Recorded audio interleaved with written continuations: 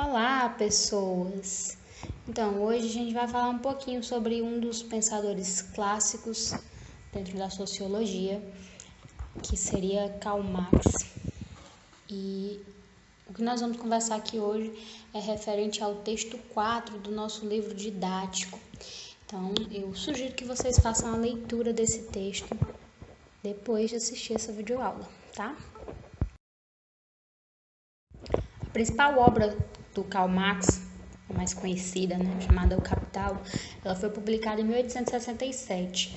Outros dois volumes, outros dois livros foram publicados em 1883, depois que ele já tinha falecido. Ele é um dos pensadores mais célebres, digamos assim, os mais conhecidos da época dele. Até os dias atuais é um dos maiores pensadores e é considerado um dos clássicos dentro da sociologia. As ideias do Karl Marx, elas vão tentar explicar a transformação social com base na relação conflituosa entre as forças sociais. Então, o pensamento dele é muito marcado pela ideia de classes sociais distintas que têm interesses antagônicos, ou seja, opostos uns dos outros. As sociedades dividem-se em grupos, classes sociais, chamamos assim, tá? Nesse caso, na nossa sociedade que é capitalista, essa divisão é fruto de um processo de luta histórico, então ela não aconteceu de um dia para o outro. Com o passar do tempo, um grupo foi se tornando dominante e subjugando os interesses dos demais grupos. Esse grupo se apropriou dos meios de produção, com o objetivo de ter lucro, de ter mais bens que os demais. Dentro da sociedade capitalista, nós temos duas classes principais, a burguesia, que é a classe dominante, e o proletariado, que seria a classe necessária para produzir as mercadorias. A sociedade que nós vivemos, ela tem como objetivo central reproduzir a forma de vida burguesa, ou seja, nossa sociedade ela não é voltada em teoria para suprir as necessidades das camadas sociais mais baixas, mas sim para garantir os interesses das camadas sociais superiores, as dominantes. E por que o trabalhador se permite explorar, Na verdade, para Marx, ao longo da história da formação da classe trabalhadora, aconteceu uma expropriação dos meios de produção, ou seja, com o passar do tempo, eles perderam suas terras, seus instrumentos de trabalho, perderam também suas ferramentas, o controle das casas, dos locais de produção, tudo isso foi apropriado pelas classes dominantes. E a burguesia utiliza do poder econômico, político e do exército para controlar ou influenciar os mecanismos do Estado, fazendo com que assim os trabalhadores fiquem sempre coagidos. Por quê? Pensemos, pessoas, essa sociedade ela não é pautada para garantir que os pobres, as camadas mais baixas, tenham pleno acesso a todos os seus mecanismos, não. Ela surge e ela se mantém de acordo com os interesses da vida da burguesia, dos dominantes. Então, nesse contexto, para viver dentro desse sistema, o trabalhador precisa de quê? De dinheiro. E para conseguir esse dinheiro, ele é forçado a vender a sua força de trabalho, que ele vai vender no comércio, na indústria, nas escolas particulares. E para isso, ele se submete às determinações dessa classe dominante.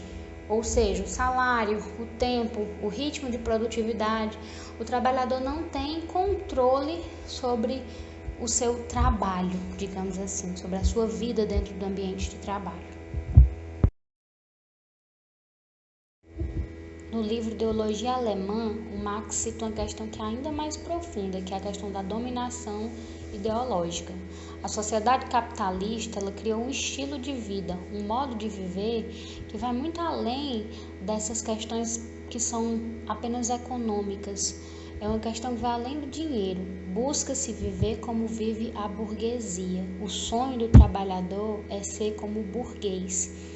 E toda a estrutura da sociedade reproduz essa ideologia de vida. Essa ideologia ela é imposta ao trabalhador também por meio de um controle. Então, quanto mais controlado o trabalhador é, maior vai ser a sua produtividade e menor vai ser o seu poder político. Porque, gente, pensemos, aquele trabalhador que está lá com medo de perder o emprego porque precisa daquele dinheiro para não passar fome, não vai ter condições de se manifestar politicamente. Algumas vezes esse trabalhador sequer vai ter acesso a informações que deem a ele a base necessária para questionar esse sistema. E nesse contexto também são utilizadas as tecnologias como uma forma de aumentar o controle e a produtividade e, consequentemente, o lucro. Então, muitas vezes o trabalhador pode ser substituído por máquinas ou essas máquinas podem ser utilizadas como uma forma de controle dos seus horários e da sua produtividade, como os pontos eletrônicos, por exemplo. Por fim, tem uma coisa que é importante a gente pensar. Quem defende o trabalhador? Ou de que maneiras esse trabalhador pode se organizar frente a todas essas questões, né? Se mobilizar dentro da sociedade? Pelo menos em teoria, gente, o trabalhador reivindica os seus direitos por meio dos sindicatos ou outras organizações de classe. Só que nós temos um confronto, digamos assim, dentro da sociedade. Nossa sociedade seria sempre pautada por uma luta de classe com interesses opostos. Enquanto que um lado, o trabalhador reivindica melhores salários, melhores condições de trabalho, direitos trabalhistas, todas essas questões que vão fazer com que ele tenha um dia a dia de trabalho mais digno. Por outro lado, os capitalistas querem aumentar o seu lucro, e para aumentar o seu lucro, não existe problema, né, em diminuir as condições que o trabalhador é submetido. Enfim, então o que é que vai acontecer? Essas duas classes vão criar um embate de forças opostas, no qual toda a sociedade vai ser baseada em relações contraditórias.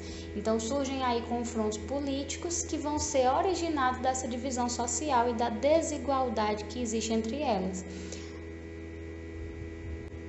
Então, espero que tenha dado para vocês entenderem um pouquinho melhor sobre esse nosso pensador e que vocês façam as leituras, né, do nosso livro didático.